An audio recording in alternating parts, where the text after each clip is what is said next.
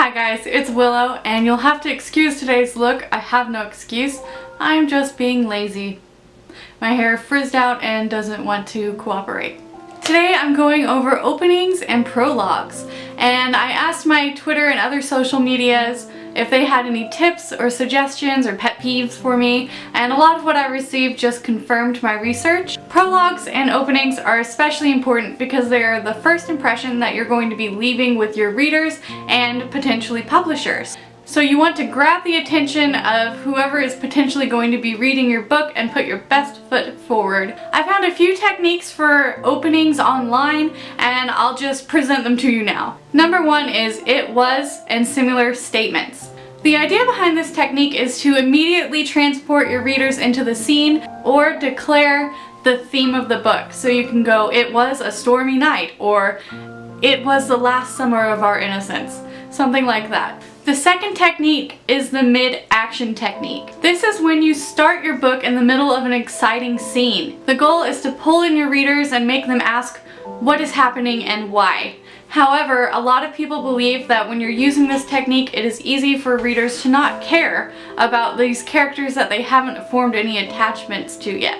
Also, keep in mind when you're using this technique that many people find it distasteful to start with a scene that's going to happen towards the end or the middle of your book, mainly because this can cause disconnection and give away a twist. Thirdly, we have opening with dialogue, and this is a good way to have your readers jump right into the shoes of your main character immediately. However, it does have the same difficulties as opening with an action scene, where people may not care what your character is saying or why.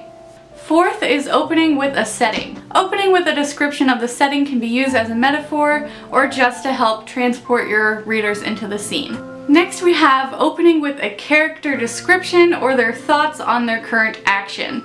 Focusing on your character and what they may be thinking can help signal to your readers that this will be a character-driven book. Lastly is scaring your readers. You can start this by using a shocking confession, scene, or action right away. This is similar to starting with a mid-action scene, but the goal is to shock your readers instead of just excite them. Those are the main techniques I could find for opening a novel. Of course, there are more, and everybody's book is going to be unique, but those were the examples I could find. I would like to go over a few common mistakes when opening your story next. First, we have a slow opening, and this is when you do too much info dumping. It's not very exciting, it doesn't grab your reader's attention, and doesn't make them want to read further. It's usually full of too much setup. Secondly is using cliches like "once upon a time," and these are usually boring and overused. No longer grabs your reader's attention. Number three, and I see this mistake a lot when reading, is overly flashy writing.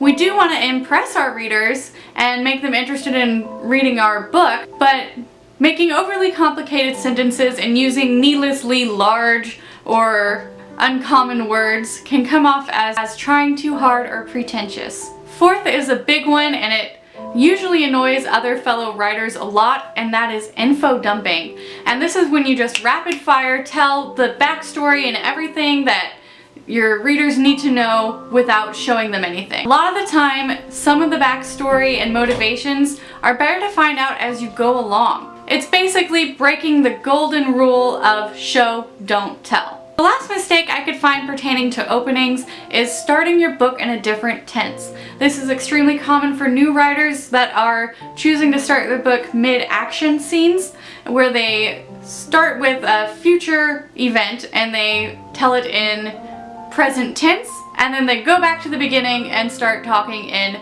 past tense.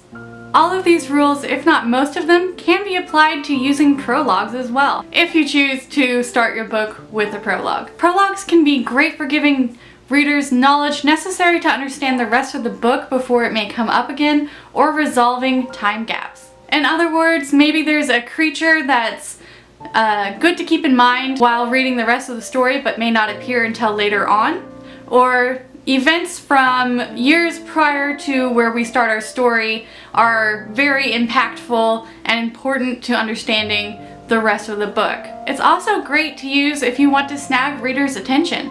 However, a great rule of thumb to keep in mind when writing a prologue is, if you take away the prologue, will it change the story? Common mistakes for writing prologue are as follows. Number 1, writing in a different style, tense, or perspective as the rest of the book. For example, if you follow a character around and then immediately kill him by the end of the prologue. I actually have been guilty of doing this before in one of my books, where I had a character that I followed around for a few pages and then died and had no connection to my main character. So, in other words, if you do this, don't feel guilty. Number 2 is using it for unnecessary info dumping or world building that could be solved through the plot.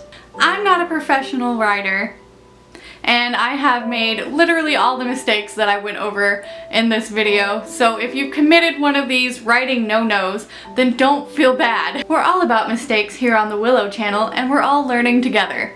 Also, this is a creative process, so in the end, these are just tools and guidelines that other writers and authors have found and shared with us to learn from. But if you disagree with one or more of them, that's your decision, it's your process.